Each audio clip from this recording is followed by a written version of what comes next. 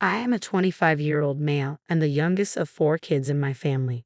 My mom, 52, and dad, 54, have 4 children: Michael, 31, Sarah, 28, my twin brother Carl, 25, and me. 8 years ago, I was disowned by my family, but recently they have invited me, my wife, 27, and our daughter, 1, for Christmas. After getting conflicting advice from my friends, one of my buddies suggested I post my dilemma here to see what random internet strangers would say. For context, growing up, I was the black sheep of the family, and I knew that from a very young age. My family is full of athletes. My dad was a star basketball player for his school. My mom played volleyball, Michael played soccer, Sarah played softball, and Carl was the star running back for the football team. I was never really interested in any of those physical sports. Instead, I was interested in archery, which my family called a wimpy sport. My parents were always invested in my siblings and rarely attended my events. I basically had to beg them to come to my tournaments. Between the ages of 14 and 16, I participated in about 20 archery tournaments, but my parents only showed up to one. I was never neglected by them, but they were never emotionally there for me as they were for my siblings, and as a teenager, I resented that. Whenever I tried to bring this up to them, they would always call me an attention seeker. However, this is not why I was disowned by my family. When I was 15, I began dating Amy, now 25, who was in the same grade as me at that time. After about 6 to 7 months of dating, I introduced her to my folks and my siblings, and they really liked her. I know I was young, but I could see myself having a future with her. Almost 2 years later, one of Amy's ex-friends told me that she had been cheating on me for a couple of months. At the time, I didn't know who the guy was, but after confronting her, she told me that it was my twin brother. She basically told me that while at first she loved me, the love she had for my brother surpassed that. Later that day, when I confronted Carl at home, I was so enraged that I sucker punched him and knocked him out. I admit that I should not have gotten violent, but years of resentment towards him and the rest of the family just burst open. In exchange for my family not pressing charges on me, as I could have been tried as an adult in court, I was sent to live with my paternal aunt, 48, who at this point was estranged from the family and lived in another city about 2 hours away. From then on, I have not had any contact with them. At first, it was tough, but later on, with support from my aunt and her husband, 48, I moved on from wanting a relationship with them. I transferred to a different high school and attended a university in my aunt's city, graduating as an electrical engineer. I later met my wife and got married to her. At the time of my wedding, I thought about inviting my family but went against it because I did not want any sort of drama at my wedding. From that point, my wife and I bought a house an hour away from my aunt and were blessed with a daughter a year ago. About a week ago, I received a Facebook message from my mother and father wanting to reconnect over Christmas at their house. I told them that I would consider it as I possibly had other plans but would give them a clear answer soon. Later on, both Michael and Sarah sent me friend requests, which felt weird to me.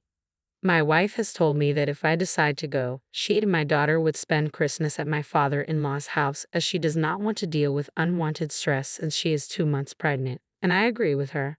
My question to those reading this is, should I go and try to reconcile with my family or should I not? I'm very conflicted on what to do. On one hand, they perhaps feel bad about what they did to me and want to apologize. But on the other hand, perhaps if I go there, they will try to make me apologize to Carl, which I do not want to do. Any advice would be helpful. Top advice before the update. I think you should go another time. Spend Christmas with your wife and child. Visit your family at a less stressful time to see if they have any ulterior motives. It might just be about them wanting to see their grandchildren and not so much about you, which would be hurtful to you. Yeah, I agree. Go another time. I was thinking the same thing. It could be something related to the grandkids. Spend Christmas with your wife and child. Christmas is too big of an event to meet them. Also, update us. I can't get this post out of my head. I can imagine a parent kicking out their child who was betrayed by their other child. They might want to reconnect due to money, the grandchild, I don't know. But it's weird that even his siblings texted OP. I hope it's for good reasons though. I honestly wouldn't spend Christmas away from my pregnant wife for them. Maybe I'm missing something, but why Christmas? They could have reached out at any time and given you a chance to pick a convenient time, as they're the ones trying to amend things. I don't know, it seems weird to me. I personally wouldn't go unless you desperately want them back in your life. Optics. They found out OP has a kid, is successful, and now they're trying to heal the family so they don't look like trash for abandoning their son years ago. It's a trap. Notice they didn't open with any remorse or any sign of an apology. They want something: money, free work, an organ, access to your babies, or just to look good to their friends. I'm not saying don't go, but keep your expectations low. Be ready for the "we need you to do X for us in order to properly reconcile" speech and have a quick exit prepared. I don't know. As a parent, I cannot fathom going no contact with one of my children for 8 years after my other child did something so cruel to him. So he hit him? That is just inconceivable to me. I would totally understand if my son hit his brother if he ever did something like that. Maybe I'm wrong, and I know I'm not supposed to say that, but we're all still human. Whether you can move past the fact they abandoned you to your aunts and turned their backs for 8 years is your choice, but personally, I don't know if I could. If you can't and don't want to see them again, I doubt anyone would blame you. If they do, they don't know the full story. If they do know the full story, then they're not worth your time either. And now for the update. I wanted to post earlier, but some things got in the way. 2 days after Christmas, my wife began to experience unbearable pain in her abdomen area, and she could hardly stand on her 2 feet. My sister-in-law, 30, and I rushed her to the hospital where we found out that my wife had suffered a miscarriage and that the fetus had to be removed right away. Honestly, the worst part was explaining to my wife what had happened. Due to complications surrounding the operation, my wife was forced to stay for 2 more days. Honestly, I have been trying to stay strong for my wife and my daughter, but I'm struggling right now. On to the update of the original post. Most of you that commented on the same day told me not to spend Christmas with them because of the significance of that holiday. I agreed and decided I would spend the rest of the holidays with my wife. They never made time for me, so why should I make time for them?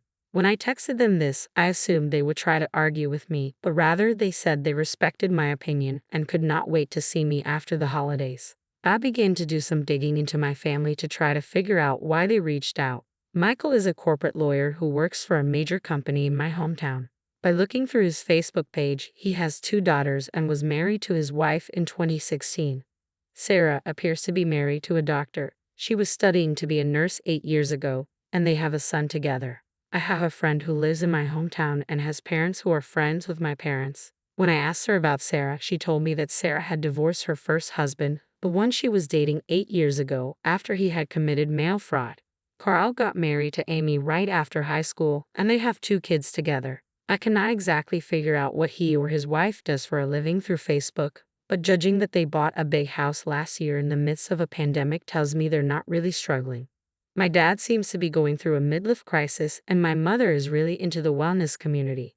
Then I began to list the reasons why they might have wanted to reach out to me now. Money. 8 years ago, my parents' combined salary was higher than my wife's and my salary. Given that my siblings are not struggling financially, money might not be the reason. Organ donation. This could be the case, but it seems unlikely. A commenter suggested that Carl, given he is my twin, would be my most likely match, but this seems unlikely because he was tagged in a Facebook post. My paternal grandpa, 79 male, and grandma, 76 female, had 4 children. My dad was the second oldest, and my aunt was the third. After college, my aunt came out to her parents as bisexual and began dating her girlfriend. My grandparents immediately disowned her and refused to have any contact with her. However, about 4 years ago, my grandpa began to reach out. About a month ago, my grandpa had been asking about me, what I was doing in life, and whether I was married or had kids. My aunt responded by calling my grandpa out for wanting to know about me after he supported Carl for what he did. That is when the whole situation changed. My grandpa told my aunt that it was because I had cheated on Amy with one of her close friends, so I deserved to be estranged. My grandpa is a religious nut, so he looks down on cheating. He had been told by my family that after the friend who I allegedly cheated with confessed to Amy, she went to Carl and Sarah for support and comfort. When I found out about this, I confronted and brutally attacked Carl and Sarah. While Sarah was the one who tried to break me and Carl apart, I did not lay a finger on her, and I did not do that to Carl. When my aunt was telling me this, my jaw dropped. I could not believe that they hated me so much that they were willing to make up a terrible lie about me and spread it around. My aunt later told Grandpa the full truth about what truly happened. But my aunt told me he was shocked because he always thought Carl was a good kid. My grandpa then asked my aunt for my number, which she declined to give. I figured out why my parents and siblings wanted to get in touch with me. It turns out my grandpa had told my parents and siblings that if they did not apologize for what they did to me and have me over for the family Christmas dinner, they would be cut off from his will. For context, he is a multimillionaire.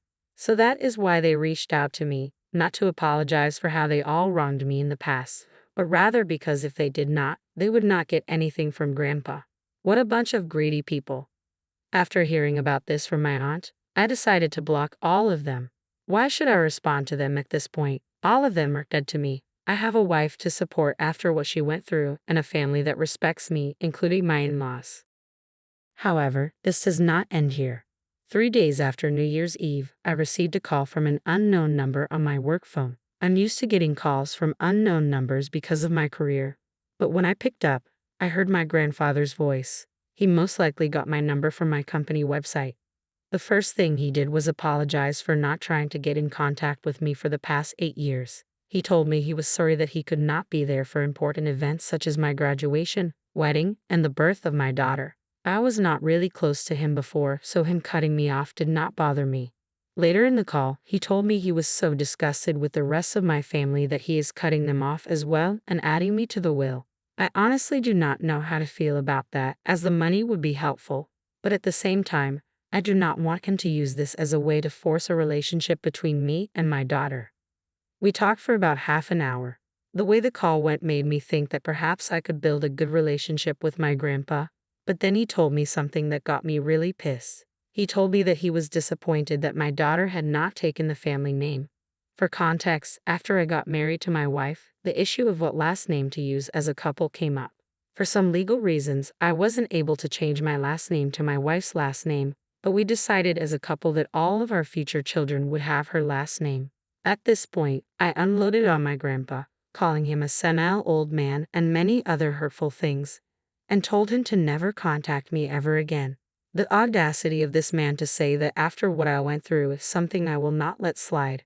He cannot use the money I might receive in the will to control me. Even if I receive the money, I will donate it to a local charity.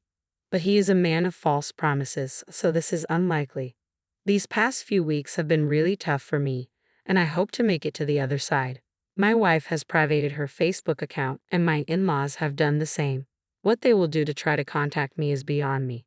Hell, they would probably hire a private detective to try to find me. I believe they do not know where we live. But you never know. I've thought about getting a restraining order, but given that there are lawyers within the family, getting a restraining order will be hard. I did not really get any time to answer any questions given in my last post before it was deleted for some reason. I will do my best to answer any questions for the next day or two, but after this, I'm done using the site for a while. Thank you for all your advice, and I wish you all the best in this new year. Thank you. Sorry for your loss. I hope your wife gets well soon. Your family is having a difficult few weeks. Don't let those people get to you. I have to say, besides Grandpa's awful comments about the last name, at least the truth is out that makes those people look bad. Grandpa can keep the money if it comes your way. Before you do something, think about it when you are calm. You chose good people to be your family, your wife, daughter, in-laws at the end. They're all that matter. The others can go to hell. I'm sorry for what you've been through and for the loss of your child. Remember, you have support and a family that loves you. You are wanted and loved by them, even if your parents and siblings aren't those people. You are not alone. Seek professional support and help for yourself and your wife. It's a lot you've gone through. Unfortunately, due to the new variant, it has been delayed. Offloading on your granddad might have convinced him that your aunt was full of crap and to give your family their inheritance, especially since they tried to convince him that you're some barely contained psycho and you offloaded at the first disagreement with him. You were well within your rights to be offended, but you just cut off your nose to spite your face there. The guy must be old and is going to have old-fashioned values. Did you try explaining that it's something that's done in society nowadays, or did you see red immediately? To be honest, you've had a really rough time of things, and I imagine that must have been the straw that broke the camel's back, right? I just figured you might